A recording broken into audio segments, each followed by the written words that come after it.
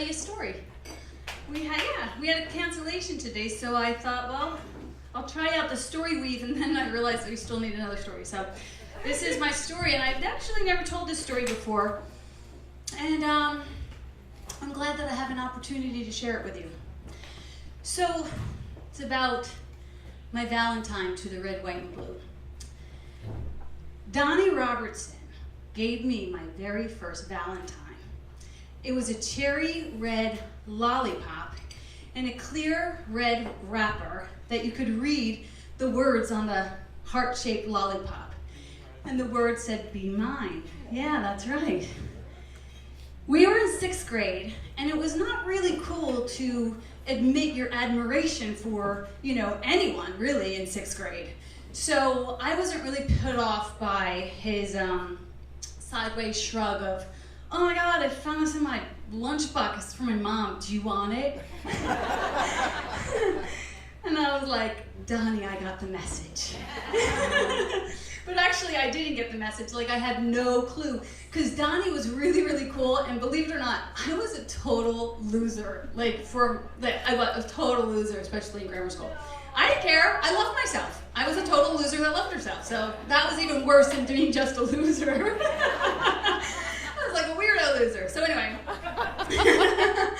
I actually didn't get it.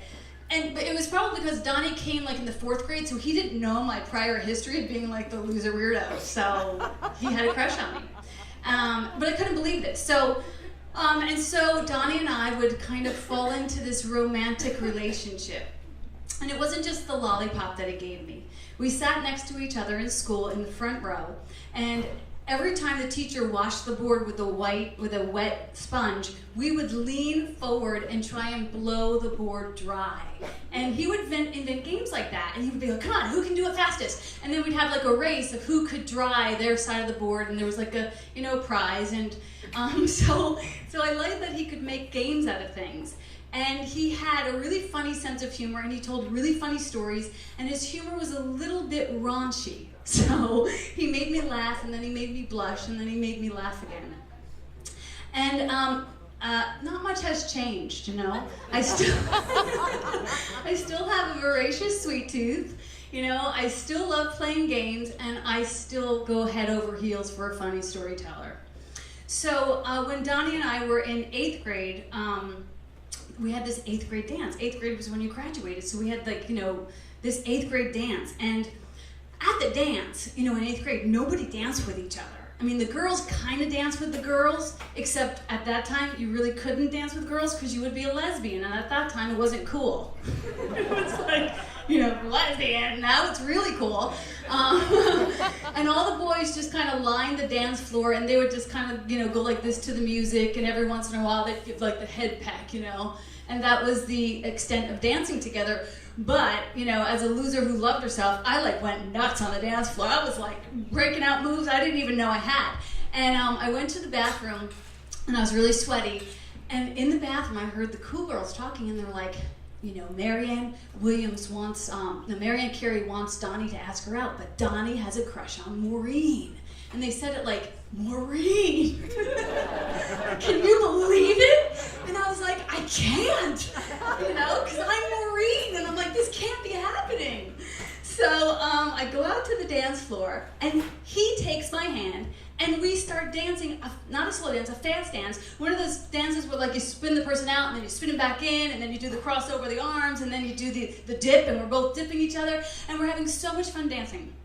And I was like, wow, this is actually happening.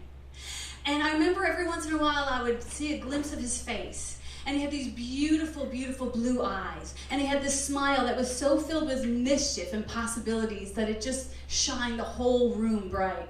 And he was dazzling. He was absolutely dazzling. And the next day was our graduation. And he was going to have a party after the graduation. And this was the coolest of the cool, to have a party in 8th grade with boys and girls at your house. Who did that? Apparently people did, I just didn't get invited to them. That's why it seemed like a mystery. But this one, he came right up to me and he was like, "I'm having a party at my house, everyone's invited, and I want you to come."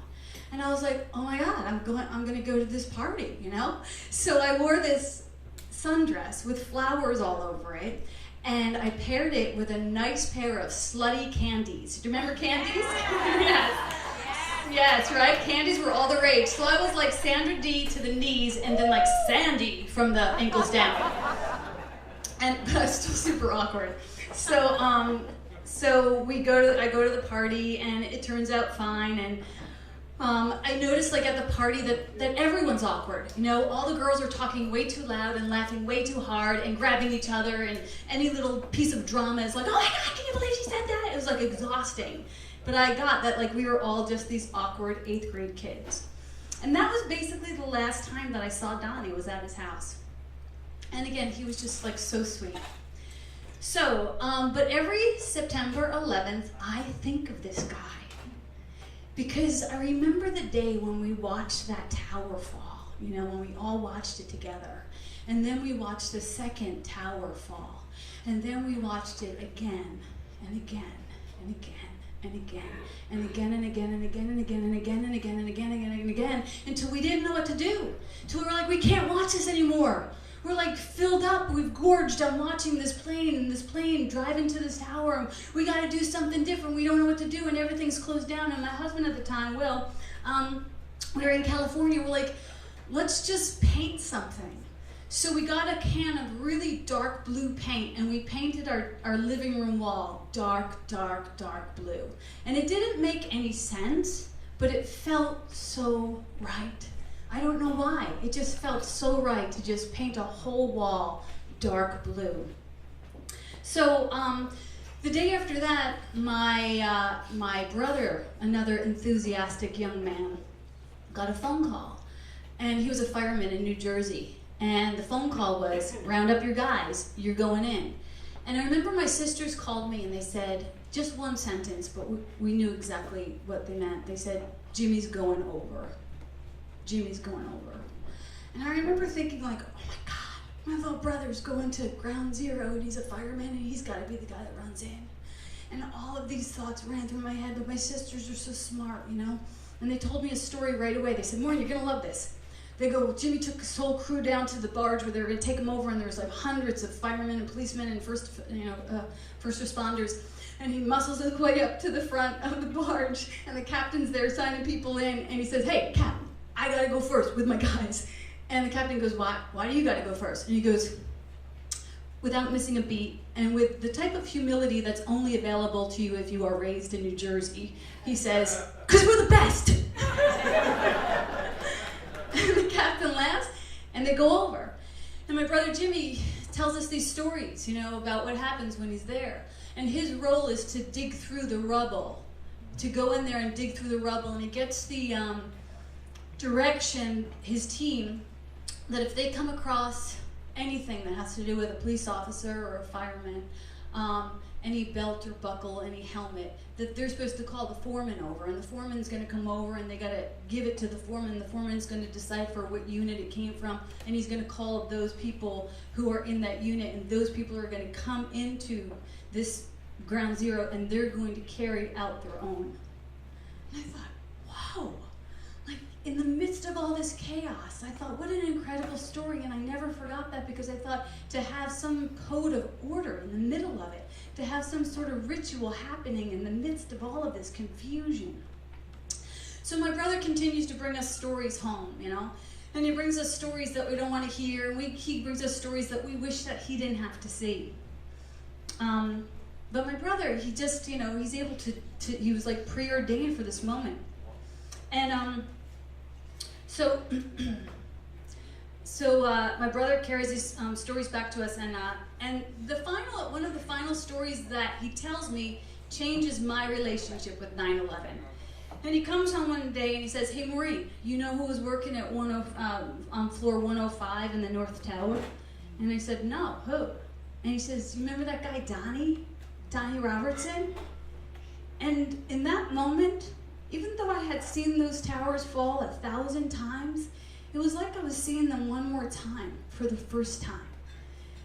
Donnie Robertson was 35. He was in the newspaper, and his family and friends said that the most important thing to him was his family and his friends. And he had a wife, and he had 4 kids. And they were quoted in the newspaper for saying that he loved to tell jokes, and he would be the guy to pick up the tab, and he would be the guy to call the car service if you needed a car, and he was the kind of friend that he would make sure that you were okay. He took care of you. There was a loyalty that went beyond friendship. And when I read that, I was like, I know that. I know that about that guy. Like, he took care of me in my awkward moment. So the newspaper went on to say that it was hard to find a picture of Donald Robertson because for his funeral mass card, because in all of his pictures he was like, his kids were all over him, and so they had to literally go to a family reunion picture and just clip his face out because they had to try and find a picture without an arm or a leg hanging off of him. His little girl Madison, his sister said that Donnie was the only one that she would let put in her pierced earrings, that she trusted her dad and only her dad, and that his sister said that he was like this ultimate hands-on gentle father. And his sister remembered the time when her mother would say to her, like, take all the kids down to church on Sunday morning, and Donald was like 9 years younger than her. So she would pile all the kids and Donnie in the car, and they'd drive down to Our Lady of Sorrows, our church, and Donnie would say, stop the car in front of the church before getting to the parking lot. And he would jump out of the car and he'd run into the church and he'd grab a whole bunch of bulletins, and then he'd run back in the car and say, let's go to Friendly's for ice cream. And his sister was like, he was always good for the ride, So on 9/11, I think about him, and I think about me and him blowing the board dry. And I think about us dancing in the school auditorium. I think about my first funny Valentine. And the way that the relationship between us just sort of creeped into my life and then slowly faded out. And how in that relationship there was like no drama or trauma or tears. It was and will always be just this very, very, very sweet experience with this other person. And every year my mind plays this film again. And in this film I see the whole thing unfolding. And I see that Valentine lollipop, and in my mind it's bright, bright red.